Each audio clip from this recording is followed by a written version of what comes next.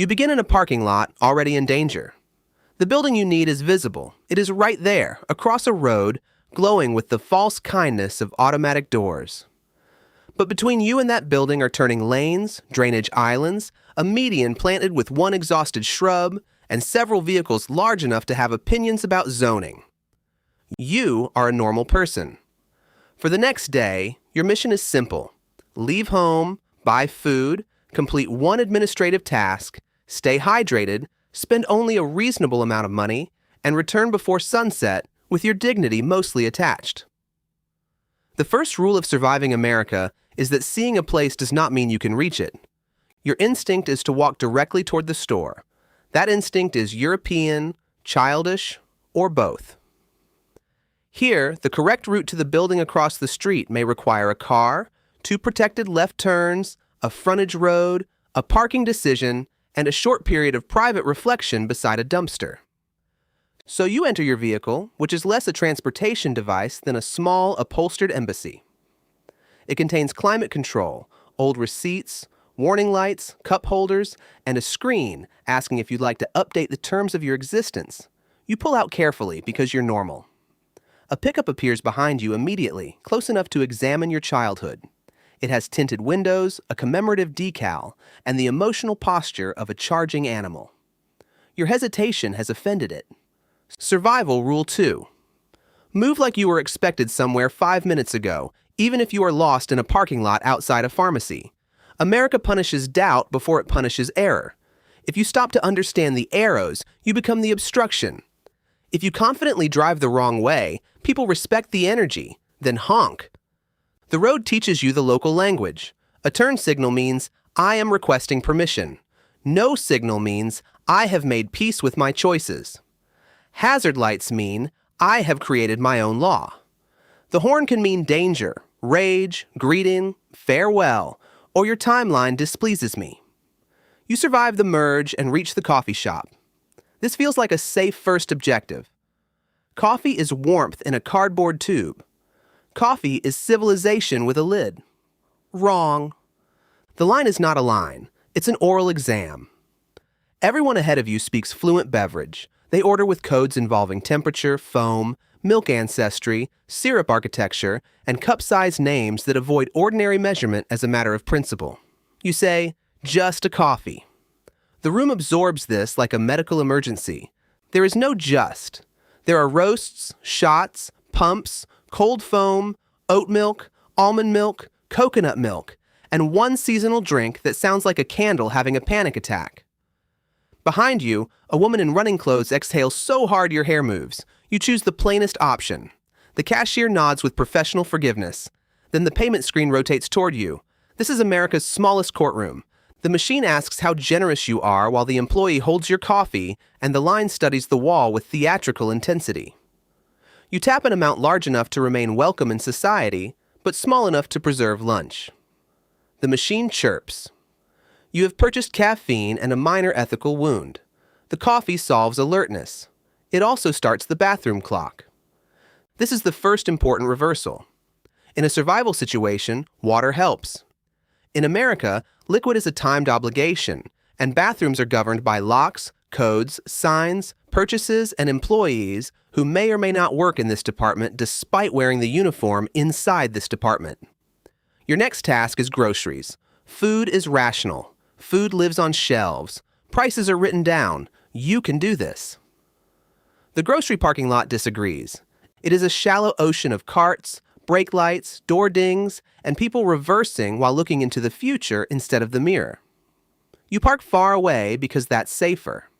This is your second reasonable mistake. Distance protects the car but exposes the person. Now you must cross open asphalt holding coffee, phone, wallet, and the face of someone who has just realized the painted crosswalk is more decorative than protective. A sedan waves you across with one hand while continuing to roll forward with the rest of the car. Inside, the climate changes instantly. The store is cold enough to preserve evidence. Lettuce glistens under mist. Grapes cost enough to make you check if grapes have entered the pharmaceutical market. The cereal aisle looks like a wall of minor explosions approved by committees. You try to buy normal food, bread, eggs, fruit, something green. But every object has branched into a belief system. Bread can be white, wheat, multigrain, sprouted, keto, seed-forward, thin-sliced, farmhouse, ancient grain, or a loaf that appears to have been assembled from bird seed and regret. Eggs are cage-free, pasture-raised, organic, brown, white, jumbo, extra large, and one carton with a hen on it who seems to have better housing than you. The normal person's strategy is to choose the middle price. In America, the middle price is where suspicion lives. Too cheap, and you're harming yourself. Too expensive, and you're joining a lifestyle. You select by vibes and approach checkout. A human cashier offers conversation. Self-checkout offers privacy. You choose privacy. This is your third mistake. The machine immediately accuses you of placing an unexpected item in the bagging area. The unexpected item is the item you just scanned. You lift it, you lower it, you try to look innocent in front of a cabbage. A red light begins flashing above your station, identifying you to the tribe. An employee arrives, enters a code without eye contact, and releases you back into commerce. This is mercy, but it is not trust. Then the coffee clock strikes. The bathroom is at the back, past frozen pizza, seasonal wreaths, and a pallet of bottled water stacked like disaster preparedness for people who forgot faucets exist. The door has a keypad. The code is on the receipt. The receipt is in one of 3 bags. One bag contains eggs, which are now legally hostages. You crouch to search. The coffee tips. A child in a cart watches with the calm attention of a courtroom sketch artist. You find the receipt. The code is printed in gray ink under a coupon next to a survey invitation because even relief wants feedback. You make it inside just in time. But survival has a cost. When you emerge, the store has changed phases. It is lunchtime. The aisles are no longer pathways. They are debates. Carts move diagonally. A man reads soup labels like classified intelligence. A family holds a constitutional convention in front of the only tortillas you recognize. Someone has abandoned a cart in the center of the aisle with the confidence of a parked yacht. Your goal is no longer shopping. Your goal is extraction. You reach the car with bags cutting into your fingers. The cart return is far away. Leaving the cart loose is easy and morally corrosive. Returning it is virtuous and geographically insulting. This is the citizenship test hidden inside errands. You return it. While you do, another driver waits for your spot. They watch you load groceries with the patience of a debt collector in air conditioning. Pressure makes you put eggs under cans. This mistake will not reveal itself immediately. America prefers consequences with a delay. Now comes the day's required administrative object. Every normal day contains 1. Dentist, bank, school office, post office, clinic, package pickup, any room with beige chairs and a printer making decisions about your future. Today it's a clinic. You need 1 simple form signed. The waiting room has the emotional temperature of a printer jam. A television plays a show no one chose. A fish tank bubbles in the corner, containing 2 fish with clearer benefits than the furniture. You check in through a glass window whose opening is positioned exactly wrong for human speech. They ask for your insurance card, then your address, then your phone number, then your emergency contact, then whether anything has changed. You say no. That is not enough. Nothing has changed, but everything must still be reconfirmed, initialed, acknowledged, and signed in blue ink attached to a pen with the chain length of a hostage negotiation. You ask how much the visit will cost. The receptionist says it depends. This is not evasive. This is billing in its natural habitat. You sit down. Your phone is at low battery. This is the midpoint phase change. Until now, the threats were outside you. Cars, doors, prices, bathrooms, carts. Now, the survival system moves into your pocket. Your phone is your map, wallet, calendar, proof of appointments, source of passwords, emergency contact list, and the device you stare at to prove you're not just sitting there with your thoughts. When it dies, you're not offline. You're legally missed. You lower the brightness. You close apps with the seriousness of a submarine crew sealing compartments. A delivery notification offers discounted food at the home you left hours ago. The grocery store asks if you enjoyed your purchase. You have not emotionally processed the grapes. Your name is called, you stand. Another person with a similar name stands too. For 1 second, you both contest identity in public. The nurse chooses them. You sit back down, socially wounded but still operational. Eventually, the form is signed. You should be free. Instead, the day has developed momentum. You're hungry, your phone is wounded, your groceries are warming in the trunk, and the coffee has begun negotiating for a second bathroom. Fast food appears as a solution. Quick. Predictable. Everywhere. This is the 4th reasonable mistake. The drive-thru has 2 lanes that merge into one, making it less a queue than a moral experiment conducted with bumpers. The menu board is enormous and somehow still hides the item you want. A speaker crackles. A voice asks if you're using the app. You are not. Your status drops immediately. In America, the app is how lunch becomes homework.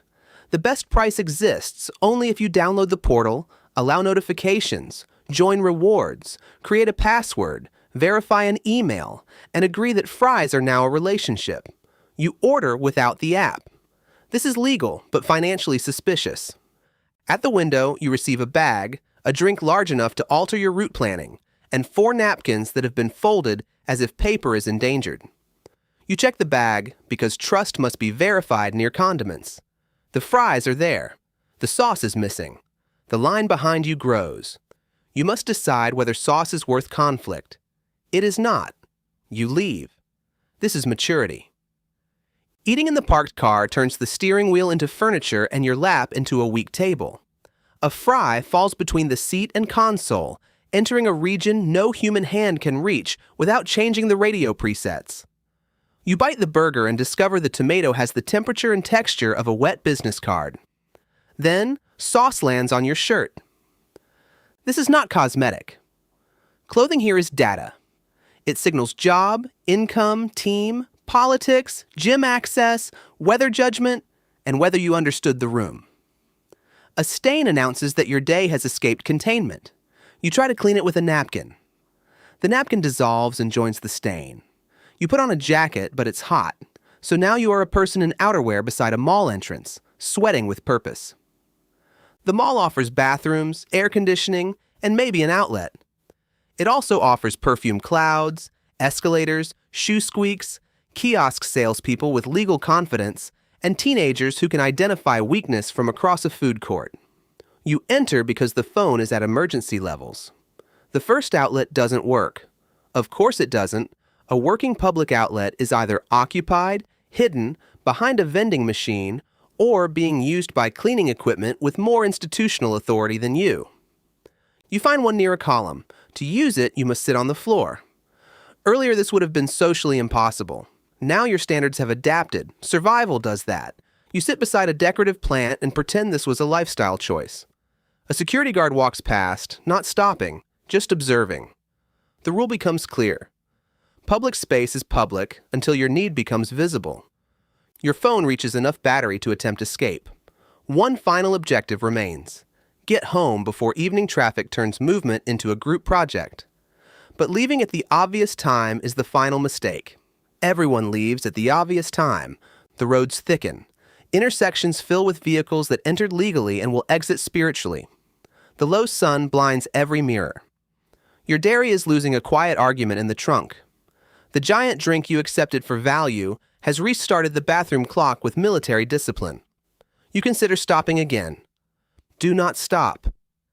Every stop creates a system. Every system has rules. Every rule has an exception.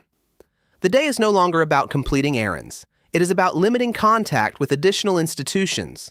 So you take the least ambitious route home, not the fastest, the least dramatic. You avoid the highway because small errors there become community events. You avoid the school zone because time has made it unknowable. You avoid the left turn without an arrow because you still have a soul. At your apartment complex, the original hazard returns. Parking. Your assigned spot is occupied by a vehicle with no note and enormous confidence. Visitor parking is full. The fire lane is empty in the way a trap is empty. You circle once, twice, and finally find a space far from your building beside a curb painted a color you don't fully trust. The sign above it contains several conditions, one exception, and an arrow that seems angry in both directions. You park anyway because exhaustion is now your legal counsel. Now you carry the groceries across the lot. The bags cut your fingers, the drink presses on your bladder, the eggs under the cans have become a private disaster. At the entrance, you reach for your keys and find receipt paper, charger cord, damp napkins, loyalty card, and one fry that somehow made the trip. You are back where you began.